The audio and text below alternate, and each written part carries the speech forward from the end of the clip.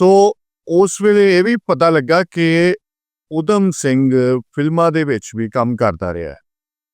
ਉਸ ਵੇਲੇ ਦੇ ਬਹੁਤ ਸਾਰੇ ਖੋਜੀ ਪੰਜਾਬੀ ਯੂਨੀਵਰਸਿਟੀ ਪਟਿਆਲਾ ਦੇ ਪੰਜਾਬੀ ਵਿਭਾਗ ਦੇ ਜਿਹੜੇ ਖੋਜਕਾਰ ਨੇ, ਜਿਹੜੇ ਰਿਸਰਚਰ ਨੇ, ਨਵਤੇਜ ਸਿੰਘ ਦੀ ਖੋਜ ਮੁਤਾਬਿਕ ਕਿ ਊਧਮ ਸਿੰਘ ਪੰਜਾਬੀ ਬ੍ਰਿਟਿਸ਼ ਫਿਲਮਾਂ ਦੇ ਵਿੱਚ, ਕਿਉਂਕਿ ਉਸ ਵੇਲੇ ਜਦੋਂ ਉਹਨਾਂ ਨੂੰ ਕੋਈ ਭੀੜ ਚਾਹੀਦੀ ਹੁੰਦੀ ਸੀ, ਜ਼ਿਆਦਾ ਲੋਕ ਚਾਹੀਦੇ ਸਨ, ਤੇ ਉਹ ਜੱਥਾ ਖਾਲਸਾ ਨਾਲ ਰਾਬਤਾ ਕਰਦੇ ਸਨ।